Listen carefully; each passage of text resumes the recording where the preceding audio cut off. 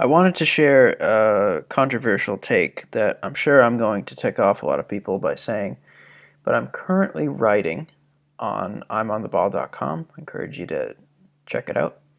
Why I believe that Russia will become the world's next empire.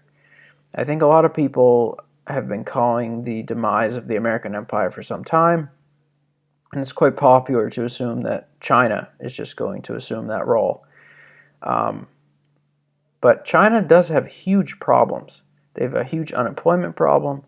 They have a huge real estate bubble currently.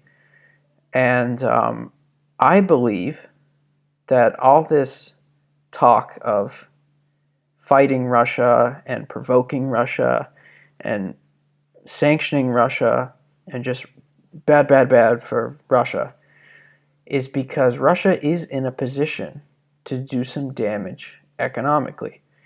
If you look at their current account to GDP, just bear with me for a sec here, it's around 10%. They have some of the lowest debt to GDP at under 20%, which is laughably low compared to the West.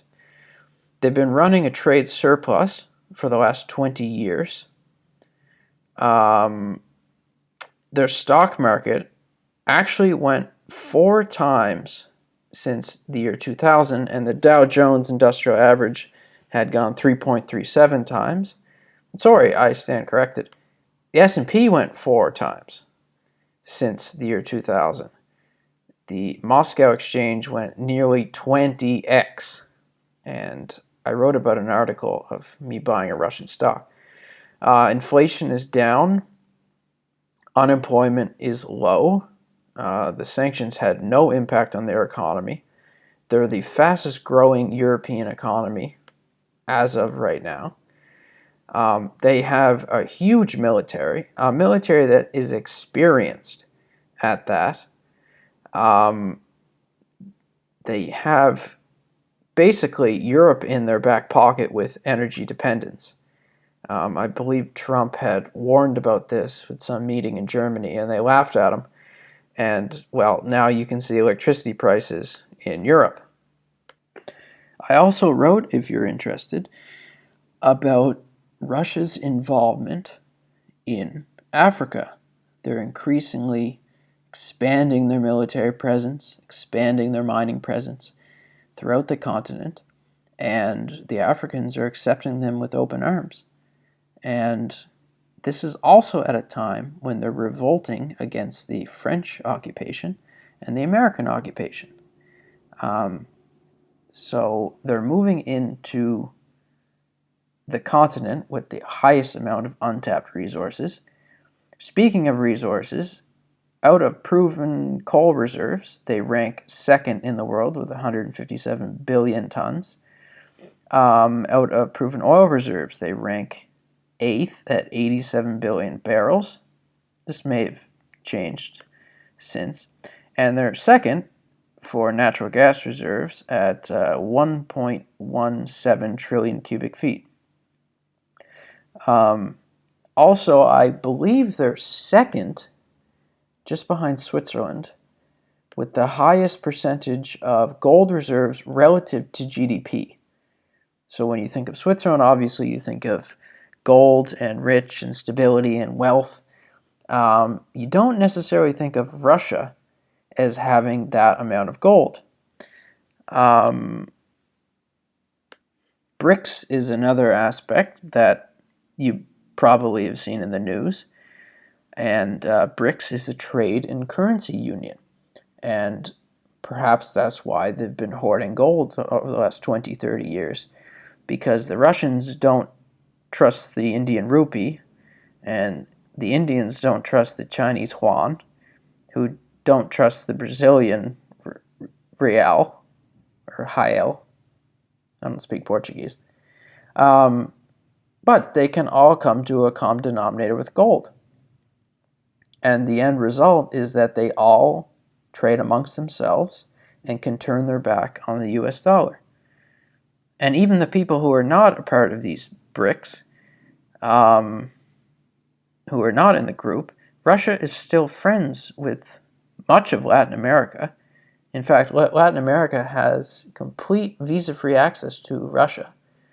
They're very close with Saudi Arabia, very close with UAE, Iran especially, who are all very geopolitically relevant with their resources.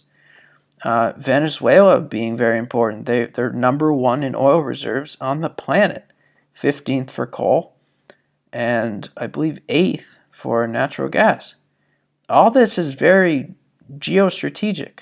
Throw in Africa, like I said, and Russia have more friends than what you'd otherwise believe.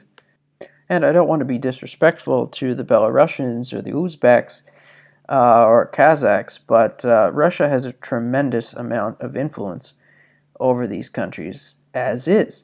They also do with Nicaragua, Cuba, North Korea. They're ideologically possessed nations that would likely follow Russia if they needed so. Insofar it matters, Russia is not a woke country. In fact, I see a lot of Americans and Canadians moving to Russia as a breath of fresh air, which is kind of weird to think about. But at least they're not going to suffer from the same social decay that the West is currently suffering from. Again, insofar it matters, their IQ is quite high. It's par for Europe. And another point, I mentioned their military having lots of experience and being very ample, is that, and people are not really thinking about this, but they are the largest holder of nuclear warheads on the planet. This is not someone that you can just push around, which is just a gas station and trees. This is very significant, and Russia, historically, has never been conquered.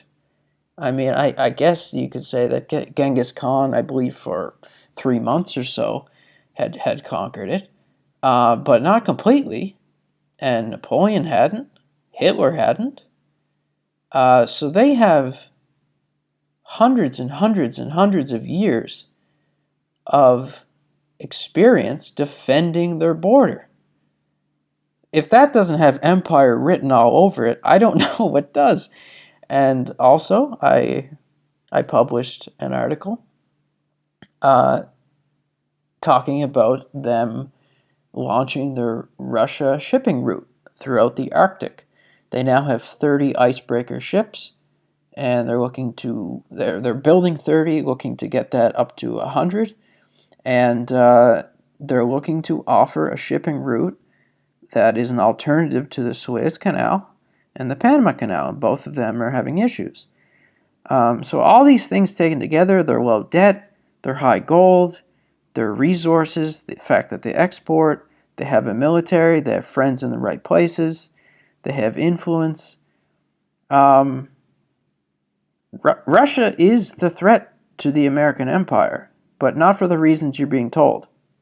If you found this interesting, or you want to read all about Russia, because apparently I do a lot of writing about it, please go to I'm on the Ball, or you can just Google I'm on the Ball, and it should come up to read more. And if you agree or disagree, you can let me know by using contact at imontheball.com. I also have a place to host those who want to write their own articles, and you could submit your own article anonymously. So you can just create a writing name and post to my blog website as well.